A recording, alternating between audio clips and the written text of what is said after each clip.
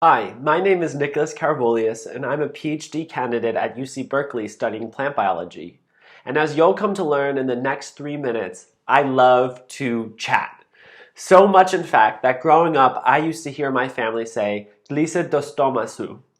As it just so happens, the Greek word stoma, or mouth, is also used to describe the little plant mouths where gas exchange happens. When I was 8 years old, you could often hear me and see me moving my mouth about climate change. My third grade teacher first made me aware of this global phenomenon, and I was terrified.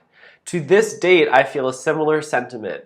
The climate is rapidly changing, temperatures are rising, rainfall is becoming more erratic, and droughts more severe, creating landscapes like the one here. The outcomes of all of this in agriculture will be poor yields exacerbating food insecurity. What we have already seen of climate change only stands to become more tragic with those already in challenging circumstances affected the most.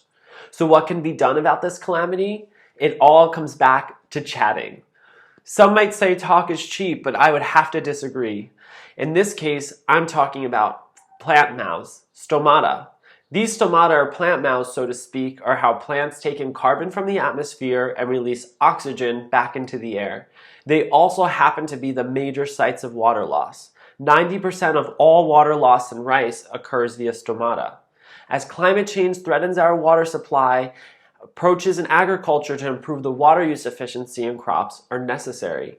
Focusing on stomata in rice, I seek to fine-tune the number of these little mouths that exist to find a sweet spot where water can be saved, at the same time being mindful that having enough stomata or plant mouths is also necessary to maintain levels of photosynthesis required to meet the plant's fullest grain potential. Using genetic tools, I go to work like Goldilocks, testing different levels of stomatal densities to find the one that is just right. Using this knowledge, I hope to deliver the right stomatal configurations to rice varieties important for global production. By scaling back the number of stomata ever so slightly, we can simultaneously decrease the amount of water required by plants without any yield losses, essential for supporting our growing population. Despite the terror of climate change, approaches like this one can be promising avenues for safeguarding agriculture.